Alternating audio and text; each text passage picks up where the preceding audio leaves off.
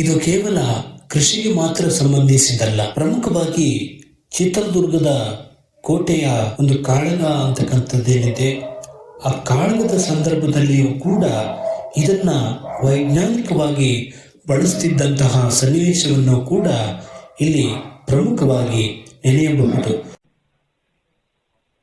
ನೀವೀಗ ಕೇಳುತ್ತಿದ್ದೀರಾ ಮಾಹಿತಿ ಖಜಾನೆಯ ಕಾರ್ಯಕ್ರಮಗಳನ್ನು. ಗ್ರಾಮೀಣ ಪ್ರದೇಶದ ವಸ್ತುಗಳನ್ನು ಪರಿಚಯಿಸುವ ವಿಶೇಷ ಕಾರ್ಯಕ್ರಮ ಗ್ರಾಮೀಣ ನೆನಪುಗಳು. ಇದರಲ್ಲಿ ಪ್ರಮುಖವಾಗಿ ಗ್ರಾಮೀಣ ಪರಿಸರದ ಮರೆಯಾಗುತ್ತಿರುವ ವಸ್ತುಗಳನ್ನು ಅಥವಾ ವಿವಿಧ ಉಪಕರಣಗಳನ್ನು ಪರಿಚಯಿಸುವ ವಿಶೇಷ ಪ್ರಯತ್ನ. ನೀವು ಕೇಳಿ, ನಿಮ್ಮ ಪ್ರೀತಿ ಪಾತ್ರರೊಂದಿಗೆ ಹಂಚಿಕೊಳ್ಳಿ. ಕೇಳಿ ಗ್ರಾಮೀಣ ನೆನಪುಗಳು. ಗ್ರಾಮೀಣ ನೆನಪುಗಳು. ಗ್ರಾಮೀಣ ನೆನಪುಗಳು. ಗ್ರಾಮೀಣ ನೆನಪುಗಳು. ಇನ್ನು ಹೆಚ್ಚು ಉಪಯುಕ್ತ ಮಾಹಿತಿಯನ್ನು ನಮ್ಮ ಯೂಟ್ಯೂಬ್ ವಾಹಿನಿಯಿಂದ ಏನಾದರೂ ನಿರೀಕ್ಷಿಸುತ್ತಿದ್ದೀರಾ? ನಿರೀಕ್ಷಿಸಿದಲ್ಲಿ ಬೆಲ್ ಐಕಾನ್ ಅನ್ನು ಕ್ಲಿಕ್ ಮಾಡುವುದರ ಮೂಲಕ ಸಬ್ಸ್ಕ್ರೈಬ್ ಆಗಿ.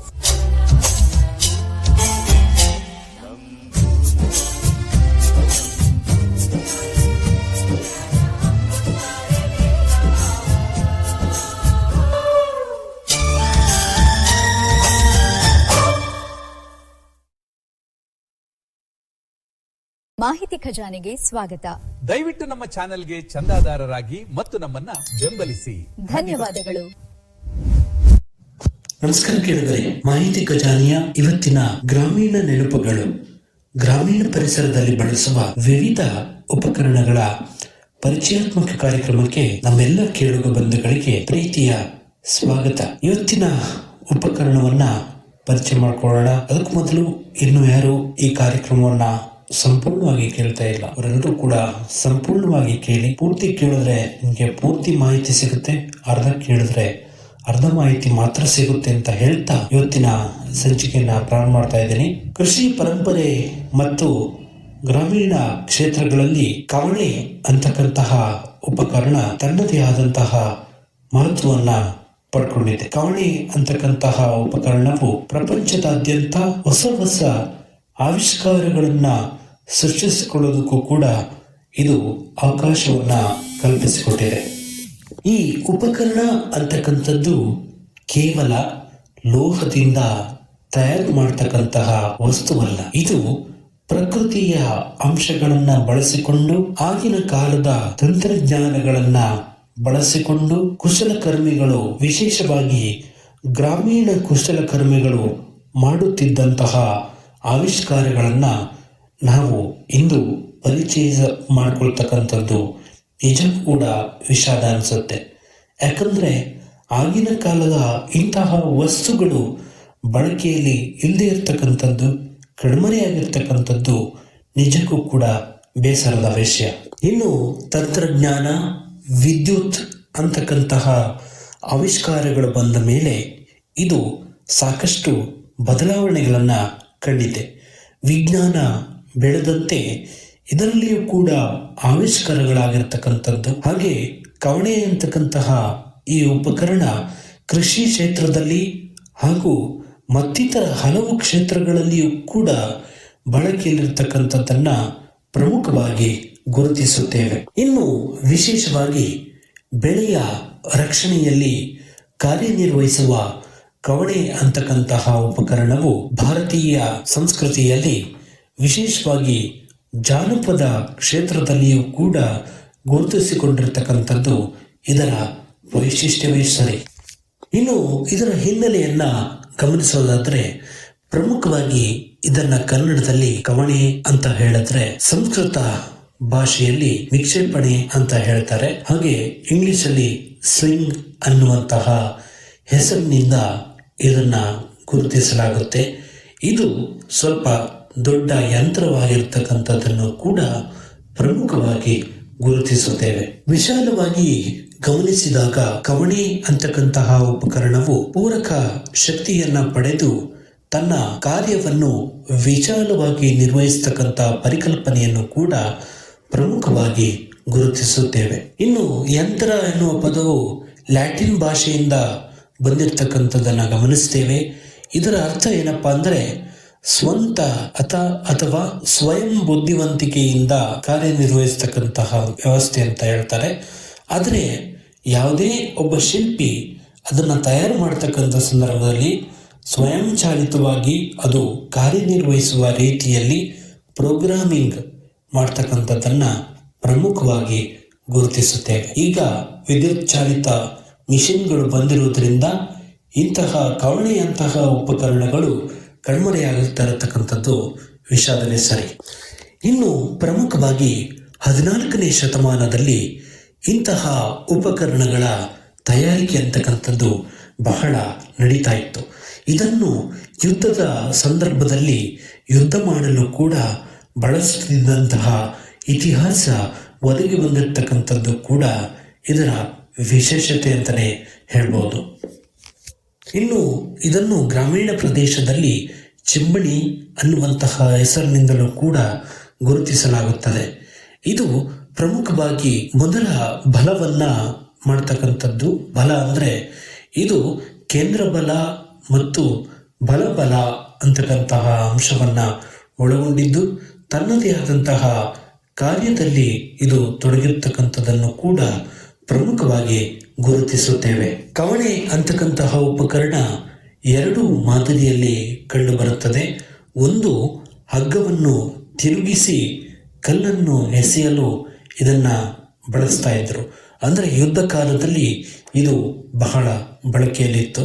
ಯಾಕಂದ್ರೆ ಯುದ್ಧದ ಸನ್ನಿವೇಶದಲ್ಲಿ ನಾವು ಶತ್ರುಗಳಿಂದ ತಪ್ಪಿಸ್ಕೊಳ್ಳೋದಕ್ಕೆ ಇಂತಹ ಉಪಾಯವನ್ನ ಮಾಡ್ತಾ ಇದ್ರು. ಇನ್ನು 2ನೇದು ಕೋಲು ಇರ್ತಿತ್ತು. ಆ ಕೋಲು ರಬ್ಬರ್ ವ್ಯವಸ್ಥೆಯನ್ನ ಮಾಡಲಾಗಿತ್ತು. ಆ ರಬ್ಬರ್ನ ಎಳೆದು ಹಗ್ಗದ ಬದಲು ರಬ್ಬರ್ನ ಬಳಸ್ತಾ ಇದ್ರು. ಆ ರಬ್ಬರ್ನ ಎಳೆದು ಹಗ್ಗದ ರೀತಿಯಲ್ಲಿ ಅದನ್ನ ಕಲ್ಲನ್ನ ತಿರುಗಿಸ್ತಕ್ಕಂಥ ಪ್ರಕ್ರಿಯೆಯನ್ನ ಮಾಡ್ತಾ ಇದ್ದಾರೆ. ಅಂದ್ರೆ ಇದು ಆಧುನಿಕ ವ್ಯವಸ್ಥೆಯಲ್ಲಿ ಕಂಡು ಬಂದಿರತಕ್ಕಂಥದ್ದನ್ನು ಕೂಡ ಪ್ರಮುಖವಾಗಿ ನೆನೆಯಬಹುದು. ಇನ್ನು ಇದನ್ನ ತಯಾರು ಮಾಡ್ತಕ್ಕಂಥ ಸಂದರ್ಭದಲ್ಲಿ ಪ್ರಮುಖವಾಗಿ ಆಯಾ ಗ್ರಾಮದ ಅಥವಾ ಆಯಾ ನಗರದ ಪರಿಸರವನ್ನ, ವಾತಾವರಣವನ್ನ ಗಮನದಲ್ಲಿಟ್ಕೊಂಡು ಇದನ್ನ ಬಳಸಲಾಗ್ತಾ ಇತ್ತು. ಯಾಕಪ್ಪ ಅಂದ್ರೆ ಇಂತಹ ವಾತಾವರಣಗಳು ತನ್ನದೇ ಆದಂತಹ ನೆಲೆಯಲ್ಲಿ ಹೊಸ ತತ್ವಗಳನ್ನ ರೂಪಿಸೋದಕ್ಕೆ ಸಹಾಯ ಮಾಡ್ತಾ ಇತ್ತು. ನಾರು ಇರ್ಬೋದು, ಚರ್ಮ ಇರ್ಬೋದು, ಮರದ ಕೊಂಬೆಗಳು ಇರ್ಬೋದು, ಇವೆಲ್ಲವನ್ನ ಬಳಸಿಕೊಂಡು ಈ ಉಪಕರಣವನ್ನ ತಯಾರು ಮಾಡಲಾಗ್ತಾ ಇತ್ತು. ಇನ್ನು ಹಗ್ಗದ ಈ ಕವಣೆ ಅಂತಕ್ಕಂಥದ್ದೇನಿದೆ, ಇದು ಸಾಂಪ್ರದಾಯಿಕ ಕವಣೆ ಅಂತ ಹೇಳ್ಬೋದು. ಇದು ಬಹಳ ದೂರಕ್ಕೆ ಕಲ್ಲನ್ನ ಚಿಮ್ಮಿಸ್ತಕ್ಕಂತಹ ವ್ಯವಸ್ಥೆಯನ್ನ ಹೊಂದಿದೆ. ಇದು ನಾರನ್ನ ಬಳಸಿಕೊಂಡು ಮಾಡ್ತಾ ಇದ್ದಂತಹ ಒಂದು ವ್ಯವಸ್ಥೆ ಅಂತಾನೆ ಹೇಳ್ಬಹುದು. ಇನ್ನು ಹಗ್ಗವನ್ನು ಹೊಸೆಯುವಾಗ ಅದರ ನಾರುಗಳನ್ನ, ಅಂದ್ರೆ ಸಸ್ಯದ ನಾರುಗಳನ್ನ ಬಳಸಿಕೊಳ್ಳುವ ಸಂದರ್ಭದಲ್ಲಿ ಸುಮಾರು 20 ಅಡಿಯಷ್ಟು ಉದ್ದದ ಹಗ್ಗವನ್ನ ತಯಾರು ಮಾಡ್ತಾರೆ. ನಂತರದಲ್ಲಿ ಮಧ್ಯಭಾಗದಲ್ಲಿ ಚೀಲದ ರೀತಿಯಲ್ಲಿ ನಿರ್ಮಾಣ ಮಾಡಲಾಗುತ್ತೆ. ಆ ಚೀಲ ಪ್ರಾಣಿಗಳ ಚರ್ಮದ ಚೀಲವಾಗಿರುತ್ತೆ. ಯಾಕಪ್ಪ ಅಂದ್ರೆ ಚೀಲ ಕಲ್ಲನ್ನ ಇಡೋದಕ್ಕೆ, ಕಲ್ಲು ಚಿಮ್ಮಿಸಿ ಒಡೆಯೋದಕ್ಕೆ ಸಹಾಯವಾಗಲಿ ಅಂತಕ್ಕಂಥ ಉದ್ದೇಶದಿಂದ ಇಂತಹ ವ್ಯವಸ್ಥೆಯನ್ನ ಕಲ್ಪಿಸಲಾಗುತ್ತೆ. ಇನ್ನು ಕವಣೆಯು ಸುಮಾರು 2 ಅಡಿಯಷ್ಟು ಅಗಲವಿರುತ್ತದೆ. ಇದು ಪ್ರಮುಖವಾಗಿ ಬಳಕೆದಾರನ ಕೈಯನ್ನು ವೇಗವಾಗಿ ಕಲ್ಲಿನ ಬಳಿ ತೆಗೆದುಕೊಂಡು ಹೋಗಿ ಕಲ್ಲು ಚಿಮ್ಮಿಸಲು ಸಹಾಯವಾಗುವ ರೀತಿಯಲ್ಲಿ ಇದನ್ನು ನಿರ್ಮಾಣ ಮಾಡಲಾಗುತ್ತದೆ. ಇನ್ನು ಕವಲು ಕವಣೆ ಅಂದರೆ ಹುಣಸೆ ಮತ್ತು ಬೇವಿನ ಮರ ಹಾಗೂ ರಬ್ಬರನ್ನ ಬಳಸಿಕೊಂಡು ತಯಾರು ಮಾಡತಕ್ಕಂತಹ ಒಂದು ಕವಣೆ. ಇದು ಹಕ್ಕಿಗಳನ್ನು ಹಾಗೂ ಬೇಟೆಯಾಡಲು ಸಹಾಯ ಮಾಡತಕ್ಕಂಥದ್ದನ್ನ ಪ್ರಮುಖವಾಗಿ ಗಮನಿಸ್ತೇವೆ. ಇದು ಪ್ರಚಲಿತದಲ್ಲಿ ಬಳಕೆಯಲ್ಲಿರ್ತಕ್ಕಂಥದ್ದನ್ನ ಪ್ರಮುಖವಾಗಿ ಗಮನಿಸ್ತೇವೆ. ಇನ್ನೊಂದು ಅರ್ಥ ಏನಪ್ಪಾ ಅಂದ್ರೆ ಬಿಲ್ಲು ಬಾಣ. ಈ ಬಿಲ್ಲು ಬಾಣ ಅಂತಕ್ಕಂಥದ್ದನ್ನೇ ನಾವು ಕವಣೆ ಎನ್ನುವಂತಹ ಹೆಸರಿನಿಂದ ಗುರುತಿಸುತ್ತೇವೆ. ಇನ್ನು ಈ ಮರದ ಆಯ್ಕೆ ಯಾಕೆ ಮಾಡ್ತಾರೆ ಅಂದ್ರೆ ಬೇಗ ಮುರಿದು ಹೋಗುವುದಿಲ್ಲ. ಹಾಗಾಗಿ ಇದನ್ನ ಆಯ್ಕೆ ಮಾಡ್ತಾರೆ. ನಂತರದಲ್ಲಿ ಮಾಮೂಲಿ ಚರ್ಮದ ಆಕಾರವನ್ನ ಇದರ ಮಧ್ಯಭಾಗದಲ್ಲಿ ಮಾಡಲಾಗುತ್ತೆ. ಅದರಲ್ಲಿ ಕಲ್ಲು ಇಡಲು ಅನುಕೂಲವಾಗುವ ರೀತಿಯಲ್ಲಿ ವ್ಯವಸ್ಥೆಯನ್ನ ಮಾಡಲಾಗುತ್ತೆ. ಇನ್ನು ಇದರ ಮಧ್ಯಭಾಗದಲ್ಲಿ ಇಟ್ಟು ದಾರವನ್ನು ಅಥವಾ ರಬ್ಬರನ್ನು ಎಳೆದು ಬಿಟ್ಟಾಗ ಆ ಕಲ್ಲು ಗುರಿಯತ್ತ ಸಾಗುತ್ತದೆ.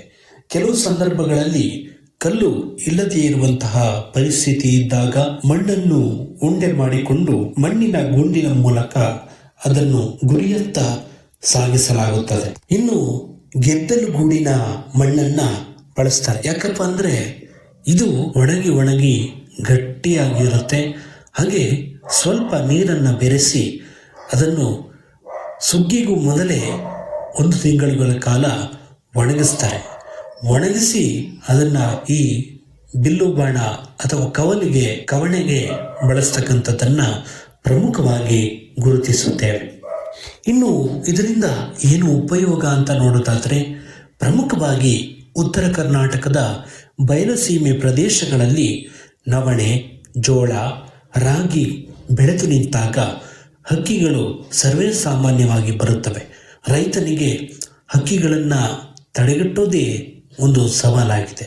ಆ ಹಕ್ಕಿಗಳನ್ನು ತಡೆಗಟ್ಟೋದಕ್ಕೆ ಅಥವಾ ಓಡಿಸೋದಕ್ಕೆ ಈ ಕವಣೆಯಂತಹ ಉಪಕರಣವನ್ನು ಬಳಸಲಾಗುತ್ತೆ. ಇನ್ನು ರೈತರು ಪ್ರಮುಖವಾಗಿ ಹಕ್ಕಿಗಳನ್ನು ಓಡಿಸೋದಕ್ಕೆ ಮಾಚು ಅಥವಾ ಮಳವ ಅಂತಕ್ಕಂತಹ ಗೋಪುರವನ್ನು ಹೊಲದ ಮಧ್ಯಭಾಗದಲ್ಲಿ ನಿರ್ಮಾಣ ಮಾಡುತ್ತಾರೆ. ಇದು ಒಂದು ರೀತಿಯ ವೇದಿಕೆಯಾಗಿರುತ್ತೆ. ಇದರ ಮೇಲೆ ನಿಂತು ಬಿಲ್ಲು ಬಾಣವನ್ನು ಅಥವಾ ಕವಣೆಯನ್ನು ಹೊಡೆಯುವುದರ ಮೂಲಕ, ಕಲ್ಲನ್ನು ಚಿಮ್ಮಿಸುವುದರ ಮೂಲಕ ಹಕ್ಕಿಗಳನ್ನು ಓಡಿಸೋದಕ್ಕೆ ಪ್ರಯತ್ನ ಪಡ್ತಾರೆ. ಇನ್ನು ಹಕ್ಕಿಗಳು ಬಹಳ ಬುದ್ಧಿವಂತ ಪ್ರಾಣಿಯಾಗಿರುತ್ತವೆ. ಇವು ಕಲ್ಲುಗಳು ಬಂದ ತಕ್ಷಣ ಅವುಗಳಿಂದ ತಪ್ಪಿಸಿಕೊಳ್ಳುವುದಕ್ಕೂ ಕೂಡ ಪ್ರಯತ್ನ ಪಡ್ತವೆ. 300ರಿಂದ 400 ಕಿಲೋಮೀಟರ್ ಅಥವಾ ಮೀಟರ್ನಷ್ಟು ವೇಗವಾಗಿ ಇದು ಕಲ್ಲು ಸಾಗ್ತಕ್ಕಂಥದ್ದು ಕೂಡ ಇದರ ವಿಶೇಷತೆ ಅಂತಲೇ ಹೇಳ್ಬೋದು. ಇನ್ನು ಕೆಲವರು ಲಡ್ ಬಾರಿಸುವುದು ಅಂತ ಹೇಳ್ತಾರೆ. ಅಂದರೆ ಇದು ಹಗ್ಗವನ್ನ ಬಳಸಿ ಜೋರಾಗಿ ಬೀಸಿದಾಗ ಗುಂಡು ಹೊಡೆದ ರೀತಿಯಲ್ಲಿ ಶಬ್ದ ಬರುವ ಹಾಗೆ ನೋಡಿಕೊಳ್ಳುತ್ತಾರೆ. ಇದರಿಂದ ಕವಣೆಯ ಜೊತೆಗೆ ಇದನ್ನೂ ಬಳಸುವುದರಿಂದ ವೇಗವಾಗಿ ಹಕ್ಕಿಗಳು ಹೊಲದಿಂದ ಹೊರಹೋಗುವ ಪರಿಕಲ್ಪನೆಗಳು ಹಾಗೂ ಬೆಳೆಯನ್ನು ತಿನ್ನಲು ಹಿಂಜರಿಯುವ ವ್ಯವಸ್ಥೆಗಳನ್ನು ಕೂಡ ಪ್ರಮುಖವಾಗಿ ಗುರುತಿಸುತ್ತೇವೆ. ಇನ್ನು ಇದು ಕೇವಲ ಕೃಷಿಗೆ ಮಾತ್ರ ಸಂಬಂಧಿಸಿದಲ್ಲ. ಪ್ರಮುಖವಾಗಿ ಚಿತ್ರದುರ್ಗದ ಕೋಟೆಯ ಒಂದು ಕಾಳಗ ಅಂತಕ್ಕಂಥದ್ದೇನಿದೆ, ಆ ಕಾಳಗದ ಸಂದರ್ಭದಲ್ಲಿಯೂ ಕೂಡ ಇದನ್ನ ವೈಜ್ಞಾನಿಕವಾಗಿ ಬಳಸ್ತಿದ್ದಂತಹ ಸನ್ನಿವೇಶವನ್ನು ಕೂಡ ಇಲ್ಲಿ ಪ್ರಮುಖವಾಗಿ ನೆನೆಯಬಹುದು. ರಾಜ ಮಹಾರಾಜರ ಕಾಲದಿಂದಲೂ ಕೂಡ ಇದು ಬಳಕೆಯಲ್ಲಿರ್ತಕ್ಕಂತಹ ಒಂದು ವ್ಯವಸ್ಥೆ. ಇನ್ನು ಆಗಿನ ಕಾಲದ ಆ ಕವಣೆಗಳು ಬಂಡೆಗಳನ್ನೇ ಬೇಯಿಸಿ ಒಡೆಯುವ ಸಾಮರ್ಥ್ಯವನ್ನ ಹೊಂದಿರ್ತಾ ಇತ್ತು. ಚಿತ್ರದುರ್ಗದ ಕೋಟೆ ಇರ್ಬೋದು, ಹಂಪಿ ಇರ್ಬೋದು, ಯಾವುದೇ ಕೋಟೆಗಳಲ್ಲಿಯೂ ಕೂಡ ಇದನ್ನ ಪ್ರಮುಖವಾಗಿ ಸೈನಿಕರು ಬಳಸ್ತಾ ಇದ್ರು. ದೊಡ್ಡ ದೊಡ್ಡ ಬಂಡೆಗಳನ್ನೇ ಬೀಸಿ ಒಡೆಯುವಂತಹ ಸಾಮರ್ಥ್ಯವನ್ನ ಇದು ಒಳಗೊಂಡಿತ್ತು. ಇನ್ನು ಬೇಡರ ಸಮುದಾಯ ಅಂತಕ್ಕಂಥದ್ದೇನಿದೆ, ಇದು ಬಿಲ್ಲುಗಾರಿಕೆ ಮತ್ತು ಕವಣೆಯಂತಹ ಉಪಕರಣವನ್ನ ಬಳಸುವಲ್ಲಿ ಪ್ರಮುಖ ನಿಪುಣರಾಗಿದ್ದರು. ಹಲವು ಬಾರಿ ಶತ್ರು ಸೈನಿಕರು ಬಂದಂತಹ ಸಂದರ್ಭದಲ್ಲಿ ಅವ್ರನ್ನ ಹಿಮ್ಮೆಟ್ಟಿಸ್ತಕ್ಕಂತಹ ಶಕ್ತಿಯನ್ನು ಕೂಡ ಇವರು ಒಳಗೊಂಡಿದ್ದನ್ನ ಪ್ರಮುಖವಾಗಿ ಇಲ್ಲಿ ನೆನೆಯಬಹುದು. ಇನ್ನು ಫ್ರೆಂಚರ ಆಗಮನದಿಂದಾಗಿ ಈ ಕವಣೆ ಅಂತಕ್ಕಂಥದ್ದು ಹೋಯಿತು. ಫಿರಂಗಿಗಳು ಹುಟ್ಟಿಕೊಂಡವು. ಈ ಫಿರಂಗಿಗಳು ಬಳಕೆಯಲ್ಲಿದ್ದರೂ ಕೂಡ ಗುಡ್ಡಗಾಡಿನ ಜನರು ಇನ್ನೂ ದೀರ್ಘಕಾಲದಲ್ಲಿಯೂ ಕೂಡ ಈ ಕವಣೆಯನ್ನ ಬಳಸ್ತಾ ಇದ್ರು. ತಮ್ಮ ರಕ್ಷಣೆಗಾಗಿ ಯಾವುದೇ ಉಪಕರಣ ಸಿಗಲಿಲ್ಲ ಅಂದರೆ ತಕ್ಷಣದಲ್ಲಿ ಸಿಗ್ತಕ್ಕಂತಹ ಉಪಕರಣವಾಗಿ ಈ ಕವಣೆಯನ್ನ ಬಳಸ್ತಾ ಇದ್ರು. ಇನ್ನು ಇದರ ಸಾಂಸ್ಕೃತಿಕ ಹಾಗೂ ಜಾನಪದ ಇತಿಹಾಸವನ್ನ ಸ್ವಲ್ಪ ಗಮನಿಸುವುದಾದರೆ, ಪ್ರಮುಖವಾಗಿ ಆಗಿನ ಕಾಲದಲ್ಲಿ ಇದನ್ನು ಮಾನದಂಡವನ್ನು ಅಳೆಯಲು ಅಥವಾ ಅಳತೆಯನ್ನು ಅಳೆಯಲು ಕೂಡ ಬಳಸ್ತಾ ಇದ್ದಂತಹ ಸನ್ನಿವೇಶವನ್ನ ಪ್ರಮುಖವಾಗಿ ನೆನಪು ಮಾಡ್ಕೋಬಹುದು. ಯಾಕಂದ್ರೆ ಆಗ ಎಲ್ಲವೂ ಕೂಡ ಒಂದು ರೀತಿಯ ಇಂತಹ ಉಪಕರಣಗಳಿಂದಲೇ ಅಳೆಯಲ್ಪಡ್ತಾ ಇತ್ತು. ಅಳಿಬೇಕು ಅಂದರೆ ಏನೂ ಕೂಡ ಇರಲಿಲ್ಲ ಮಾಪನಗಳು. ಅಳೆಯುವ ಮಾಪನವಾಗಿಯೂ ಕೂಡ ಈ ಕವಣೆ ಅಂತಕ್ಕಂತಹ ಉಪಕರಣ ಬಳಕೆಯಲ್ಲಿದ್ದದ್ದು ಮತ್ತೊಂದು ವಿಶೇಷ ಅಂತಲೇ ಹೇಳ್ಬೋದು. ಇನ್ನು ಆಗಿನ ಕಾಲದಲ್ಲಿ ಹರದಾರಿಯನ್ನ ಅಳೆಯೋದಕ್ಕೆ ಹಾಗೂ ಒಬ್ಬ ವ್ಯಕ್ತಿ ಕೂಗಿನ ಕೂಗಳತೆಯನ್ನ ಹಾಗೆ ಹೊಲದ ಅಳತೆಯನ್ನ ಮಾಪನ ಮಾಡೋದಕ್ಕೂ ಕೂಡ ಇದನ್ನ ಬಳಸಲಾಗ್ತಾ ಇತ್ತು. ಇನ್ನು ಪ್ರಮುಖವಾಗಿ ಮಹಾಭಾರತದಂತಹ ಪುರಾಣಗಳಲ್ಲಿಯೂ ಕೂಡ ಇದರ ಉಲ್ಲೇಖ ಇರತಕ್ಕಂಥದ್ದನ್ನು ಗಮನಿಸ್ತೇವೆ. ಇಂತಹ ಉಪಕರಣಗಳನ್ನ ಬಳಸಿಕೊಂಡು ಉಪಕರಣದ ಮಾಪನ ಅಂದರೆ ದೂರದ ಮಾಪನಗಳನ್ನು ಮಾಡ್ತಾ ಇರ್ತಕ್ಕಂತಹ ಸನ್ನಿವೇಶವನ್ನು ಕೂಡ ಪ್ರಮುಖವಾಗಿ ಇಲ್ಲಿ ಗುರುತಿಸಬಹುದು. ಇನ್ನು ಕನ್ನಡ ಸಾಹಿತ್ಯದಲ್ಲಿ ಗಾದೆ ಮಾತಿಗೂ ಕೂಡ ಈ ಕವಣೆಗಳು ಜನ್ಮ ನೀಡಿರ್ತಕ್ಕಂಥದ್ದನ್ನ ಗಮನಿಸ್ತೇವೆ.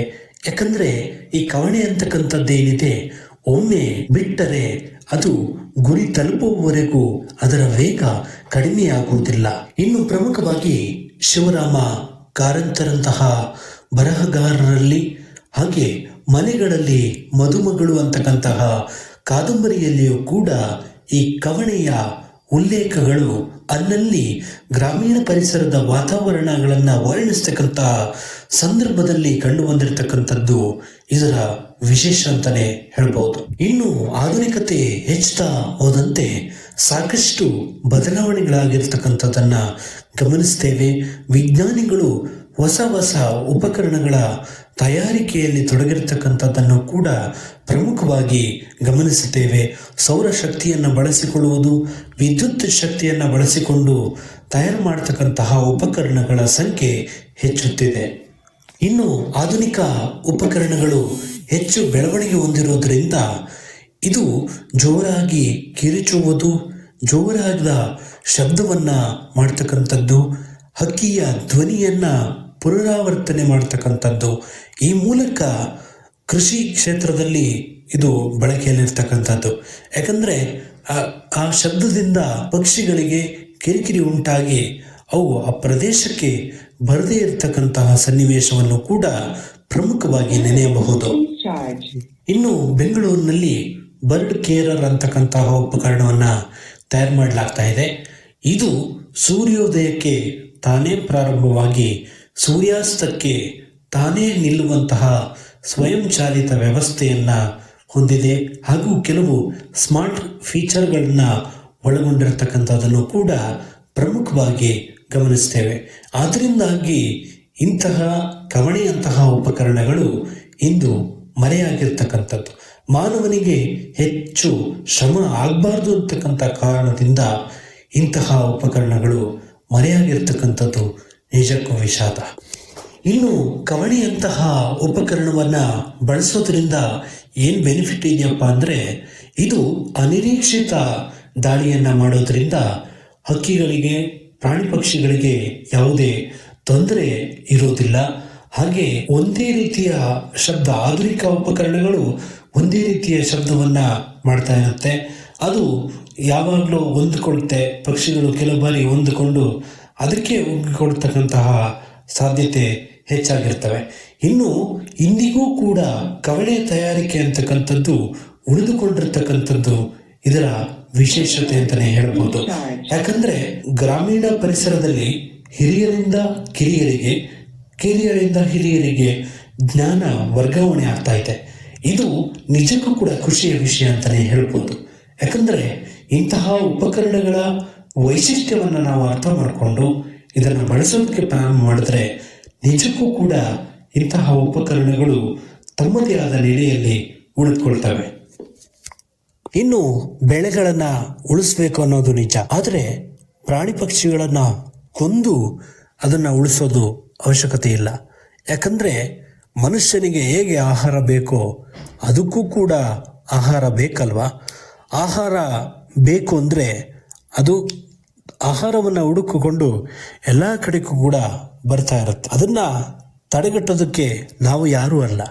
ಯಾಕಂದರೆ ಅವುಗಳು ಇರಬೇಕಾದಂಥ ಪ್ರದೇಶದಲ್ಲಿ ನಾವು ನಮ್ಮ ಜಾಗವನ್ನು ಮಾಡ್ಕೊಂಡಿದ್ದೀವಿ, ನಮ್ಮ ಹೊಲವನ್ನು ಮಾಡ್ಕೊಂಡಿದ್ದೀವಿ. ಹಾಗಾಗಿ ಅವು ಹಸಿವಿನಿಂದ ಬಳಲಬಾರ್ದು ಅನ್ನುವಂತಹ ಉದ್ದೇಶದಿಂದ ಅವು ಹೊಲಗಳಿಗೆ ನುಗ್ತವೆ. ಹೊಲಗಳಿಗೆ ನುಗ್ಗೋದ್ರಿಂದ ರಾಸಾಯನಿಕಗಳನ್ನು ಸಿಂಪಡಿಸಿ ಅವುಗಳನ್ನ ತಡೆಗಟ್ಟುವ ಬದಲು ಈ ಕವಣೆಯಂತಹ ಉಪಕರಣವನ್ನು ಬಳಸಿಕೊಂಡು ತನ್ನದೇ ಆದಂತಹ ರೀತಿಯಲ್ಲಿ ಇದನ್ನ ಹಿಮ್ಮೆಟ್ಟಿಸ್ತಕ್ಕಂತಹ ಪ್ರಯತ್ನವನ್ನ ಮಾಡಿದ್ರೆ ತುಂಬಾ ಚೆನ್ನಾಗಿರುತ್ತೆ. ಯಾಕಂದ್ರೆ ಪ್ರಾಣಿಗಳಿಗೂ ಕೂಡ ಜೀವ ಇದೆ ಅನ್ನೋದನ್ನ ನಾವು ಮರಿಬಾರ್ದು.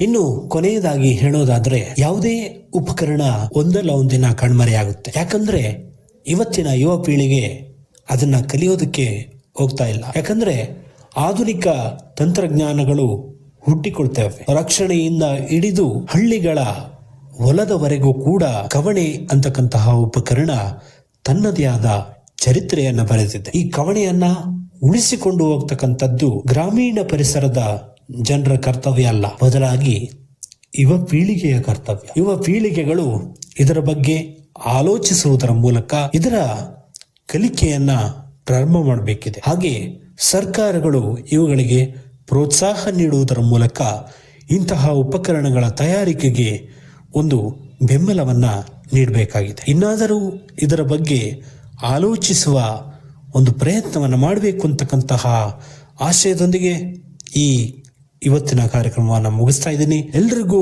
ಒಳ್ಳೆಯದಾಗಲಿ. ಇನ್ನು ಯಾರು ಸಬ್ಸ್ಕ್ರೈಬ್ ಮಾಡದೆ ನೋಡ್ತಾ ಇದ್ರೆ ಈ ಕೂಡಲೇ ಸಬ್ಸ್ಕ್ರೈಬ್ ಮಾಡ್ಕೊಳ್ಳಿ ಅಂತ ಹೇಳ್ತಾ, ಮತ್ತೆ ಮುಂದಿನ ಸಂಚಿಕೆಯಲ್ಲಿ ಮತ್ತಷ್ಟು ವಿಶೇಷತೆಯೊಂದಿಗೆ ಭೇಟಿಯಾಗೋಣ. ಎಲ್ರಿಗೂ ಒಳ್ಳೆಯದಾಗಲಿ. ಜೈ ಹಿಂದ್.